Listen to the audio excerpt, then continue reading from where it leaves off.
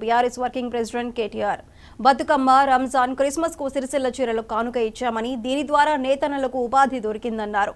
CM Revanth కు కోపం ఉంటే మా మీద తీర్చుకోవాలని చెప్పానన్న కేటీఆర్ స్కూల్ యూనిఫామ్స్ కూడా సిరిసిల్ల నుంచి తీసుకున్నామన్నారు. సిరిసిల్లను మరో తిరుపూరు చేయాలని ప్రణాళిక వేశామని ఈ క్రమంలోనే వేల కోట్ల రూపాయల చీరల ఆర్డర్లు కూడా ఇచ్చామని కేటీఆర్ తెలిపారు.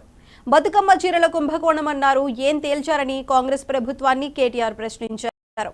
చేనేత కార్మికుల ఆత్మహత్యలపై ప్రభుత్వం స్పందించడం లేదన్న కేటీఆర్ చేనేత తమ ప్రభుత్వం వారికి సరిపడా పని కల్పించిందన్నారు. బతుకమ్మ చీరలు ఎప్పుడు పంపిణీ చేస్తారో సీఎం రేవంత్ రెడ్డి చెప్పాలని కేటీఆర్ ఫైర్ అయ్యారు.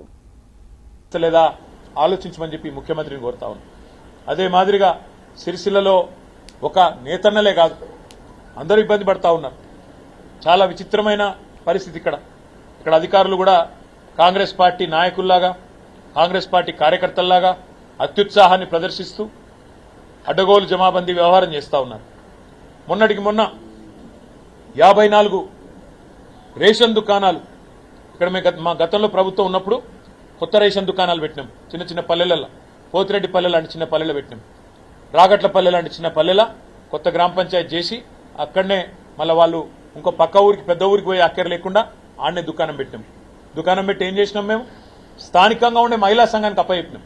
మీరు నడుపుకోండి పొదుపు సంఘం వాళ్ళు, తద్వారా మీకు ఇంత ఆమ్దాని ఉంటుందని చెప్పి పొదుపు సంఘం వాళ్ళకి అప్పచెప్పినాం. మరి నువ్వేం చేసినావు వచ్చి ఇప్పుడు ఇక్కడ నా చేతిలో 4 సార్లు ఓడిపోయిన ఆయన ఏందో ఆయనే రాజు ఆయనే మంత్రి అన్నట్టు ఆయన ఇక నేనే నడుపుతా మొత్తం ప్రభుత్వాన్ని, అసలు ఇక అటు రేవంత్ రెడ్డి ఇక్కడ నేను అన్నట్టుగా ఇష్టారాజ్యం ఇష్టం వచ్చిన వ్యవహారం చేస్తా ఉన్నారు. దానికి అధికారులు వంతపాడుతూ ఇవాళ ఆగమాగం అవుతున్నారు. అధికారులకు నేను ఒకటే చెప్తా ఉన్నా, మొన్న ఆంధ్రప్రదేశ్లో ఏం జరిగిందో చూడండి. ఆల్ ఇండియా సర్వీస్ ఆఫీసర్లు కూడా మన సస్పెండ్ అయింది. మీరు చట్టం ప్రకారం కాకుండా కానూన్ ప్రకారం కాకుండా ఇష్టం వచ్చినట్టు చేస్తామంటే మాత్రం తప్పకుండా దానికి ఫలితం అనుభవిస్తారు. ఆల్ ఇండియా సర్వీస్ ఆఫీసర్లే కావచ్చు, పోలీసులే కావచ్చు, ఆర్డీఓలే కావచ్చు, కలెక్టర్లే కావచ్చు, ఎవడే కావచ్చు, తప్పకుండా ఫలితం అనుభవిస్తారు. చట్టం ప్రకారం పనిచేయండి, ఒళ్ళు దగ్గర పెట్టుకొని పనిచేయండి. ఇష్టం వచ్చినట్టు చేస్తామంటే మాత్రం ఊరుకోము. మీకు తెలుసు, మాకు తెలుసు, ప్రజలకు కూడా తెలుసు. మళ్ళా 3.5-4 ఏళ్లలో కేసీఆర్ గారు తిరిగి వస్తారు. మీ సంగతి తప్పకుండా అప్పుడు చూస్తామనే మాట కూడా నేను విజ్ఞప్తి చేస్తా ఉన్నా.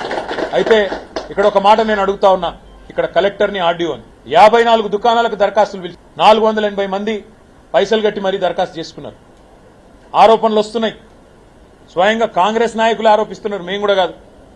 కాంగ్రెస్ నాయకులే లక్షల రూపాయలకు అమ్ముకున్నారు దుకాణాలని చెప్పి కాంగ్రెస్ కార్యకర్తలు కాంగ్రెస్ నాయకులు, నేను చూసిన స్వయంగా వీడియో. పోతుగల్ గ్రామానికి సంబంధించిన ఒక తమ్ముడు ఆరోపణ చేయడం నేనే చూసిన. కాంగ్రెస్ నాయకులు ప్రెస్ మీట్లు పెట్టి చెప్తున్నారు మార్కెట్ కమిటీ డైరెక్టర్ పదవులు కూడా అమ్ముకుంటున్నారు అని. ఇవాళ నిరసనలు చెప్తా ఉన్నారు, వాటర్ ట్యాంక్ లెక్కి మరీ నిరసన ప్రదర్శనలు చేస్తా ఉన్నారు ఎవరైతే